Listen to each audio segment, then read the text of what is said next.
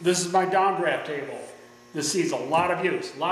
This would be, if I'm setting up a new shop, this would be the second thing that I made for it. The first thing would be the jigs for breaking down sheet goods, and then I would put together this. Again, a very simple design. This is going to get overhauled. It still works great, but this pegboard top has got to go up. I traded out for a sheet of 3/4 plywood, something that's a little more stable. It doesn't have a lot of waves in it.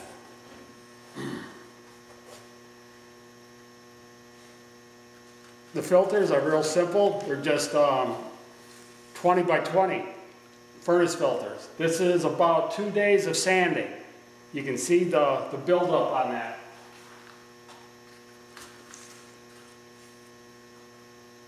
I've got 2 layers. Kind of a cheap set on top, then a little bit better set underneath.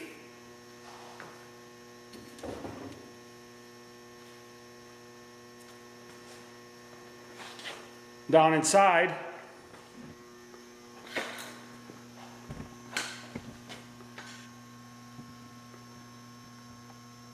think you can see that. It's the blower of an old furnace that supplies my downdraft.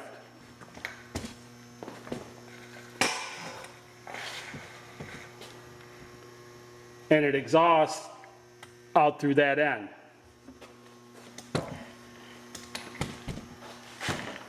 You can see that grate there.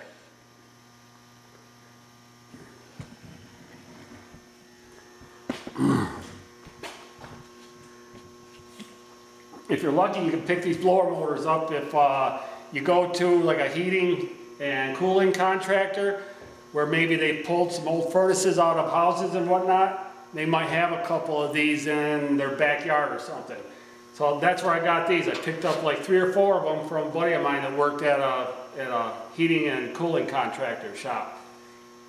If you can't find them there, you could pick these up cheap on Amazon. Well, $100, $150 for like a 3/4 horse. This is a 3/4 horse blower. I don't know the exact size of the blower itself, but it's a 3/4 inch or 3/4 horse motor on that. And it blows plenty of air. That sucks plenty of air.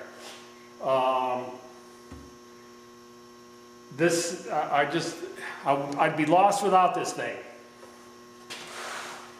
If you're doing a lot of hand sanding and you're setting right there, you don't want that dust blowing up in your face, you just turn this on. It's a fairly quiet motor. Set here and it just sucks everything right down. I've got my power sander right here also. So if I'm power sanding, anything that the dust collector doesn't suck up gets downdrafted into those filters. So there you got a choice. Like I say, I use my power sander a lot right here. When that's on, I'm sure you can hear that. That's kind of loud, and I don't want that central vac on running for an hour at a time. That's way more expensive to replace than it would ever have than to replace to get this motor rebuilt or to replace that. Or you could have one of these shop vacs. I sure don't want that thing screaming in my ear.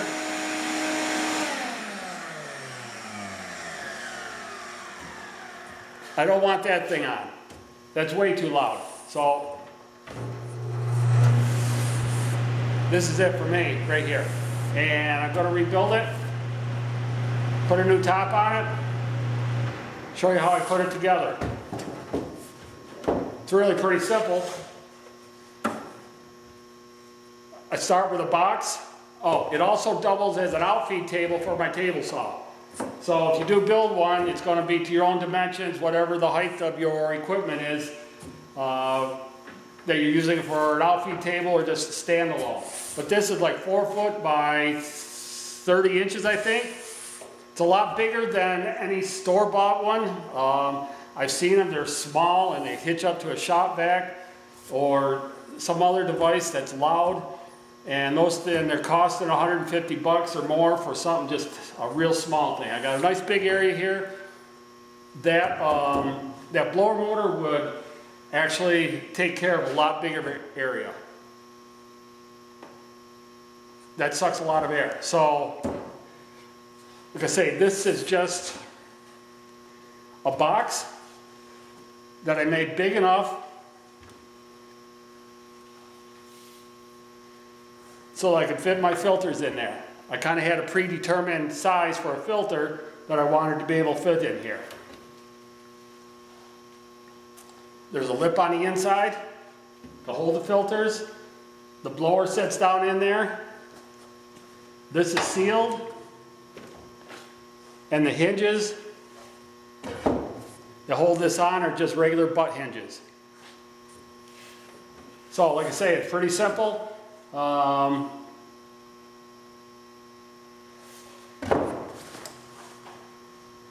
going to go about taking this thing off. I've already got the screws out.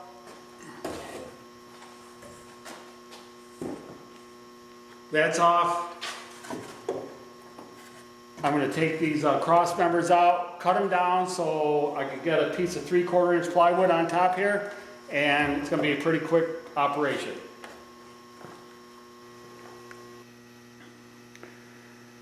Okay, there I got an old beat up piece of 3/4 inch plywood attached to the top there, and I got some stain on that, a can of stain that's been laying around for 2 or 3 years. I'm not too concerned about the looks, the way that thing looks. I wasn't going to rebuild the whole thing. It's going to be a very functional piece, and that's all I care about right now. So I got some stain on it, going to let that dry overnight. A few coats of poly on top of it, and then a few coats of wax, because it's a flat surface, I know I'm going to be gluing stuff up on it. So I'm going to do a little protection on it and then do the holes. That's it for now. Okay, the plywood top is on. It's got 2 or 3 coats of just a water-based poly, fast drying poly on there, and a few coats of wax. So I'm ready to start drilling the holes. Now, I got this boring hole boring jig, some time ago. I had issues with it then, and I still have issues with it. So I'm not going to be using that. It just isn't going to cut it. Maybe I'll get into a reason why later on.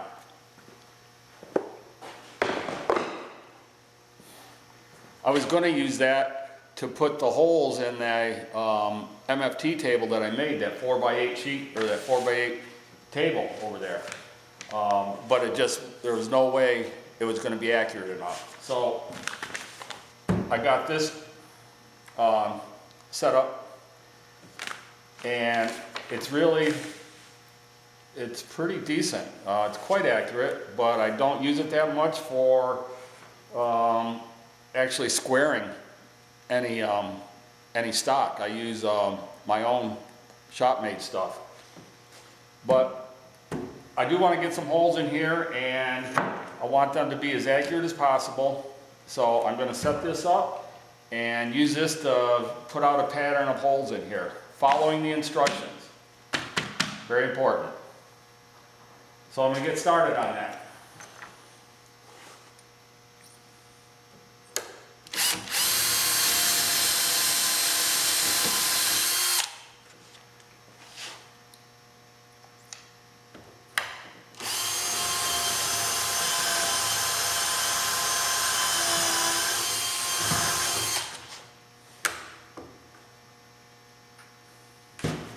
Okay, we got the holes all drilled. There's 96 of them in this top, and we're about to spark it up. We've got the inside all cleaned out, the filters are cleaned, and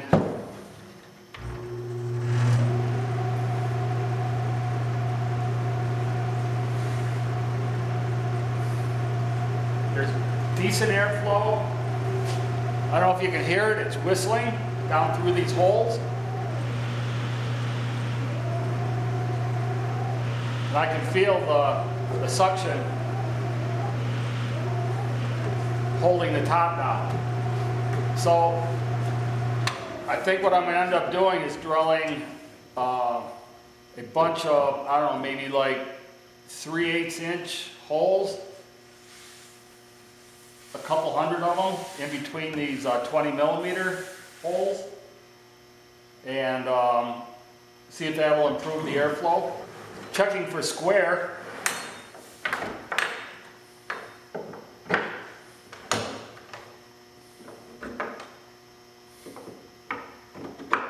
I would never trust a framing square that I bought today.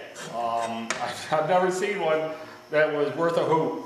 This one belonged to my grandfather. I remember I was just a kid and watching him using this in his shop, and this thing is solid. It's 2 or 3 times as thick and as solid as anything you're gonna buy today, and he took care of it. You know, when he got done with it, it went in a certain place, and you know, he took care of his tools back then. Well, so we're going to see. So I trust this. I trust this as square. I pulled down tight against these 2 bottom ones. There's a 2 thou feeler gauge. I'm tight, and I'm tight. So these 4 are saying that I'm nice and square.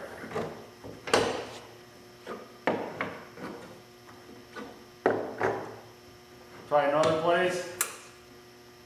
Tight against these 2. The 2 thou will not slip in there. Won't slip in there either. So that is plenty square enough for anything I'm ever going to do. Okay, I laid out some holes for some additional smaller holes in between this grid of this MFT table. I started drilling, I first tried 3/8, and those seemed a little bit too big, so I dropped down to a 5/16, and that looks like it's going to be the one I'm going to use. I've got a couple of rows started, got them laid out with some tape, so they're fairly uniform.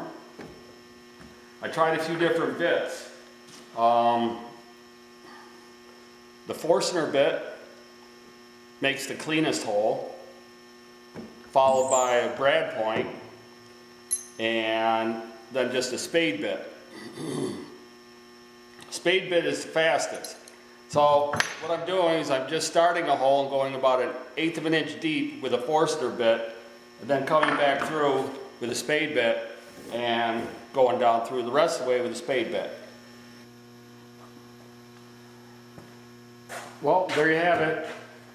You got your downdraft table / MFT table / outfeed table.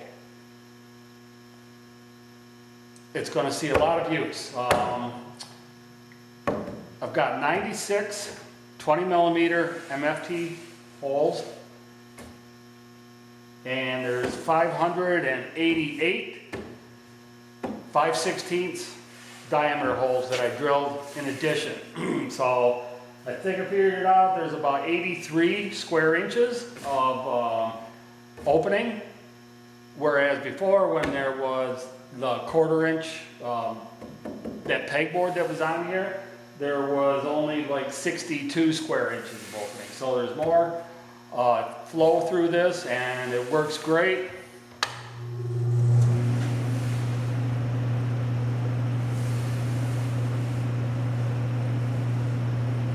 Real happy with it. A lot more solid top than that pegboard. Good airflow. Going to save me from breathing in a lot of dust. I'm going to try to get a shot of how much dust it'll suck in.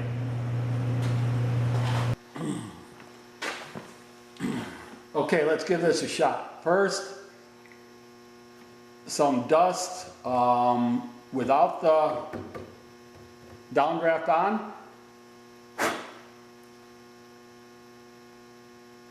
I don't know if you can see that. We'll just give it a shot.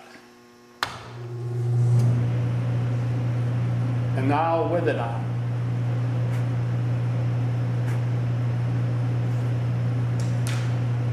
What a difference.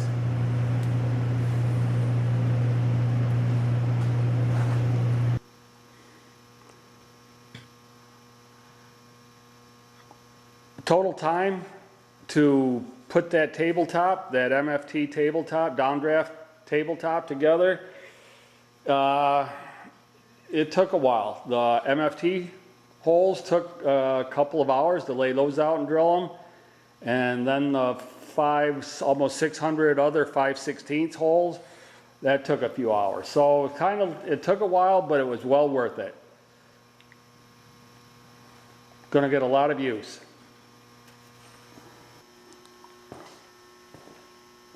Hey, one thing I do when I'm sanding here, if I want to protect the bottom side or whatever it is that I'm sanding, I'll throw down one of these non-skid mats, or take an old kind of beat up, worn out towel and lay it down. It restricts the airflow somewhat, but it's still plenty enough to keep the dust from blowing up in your face.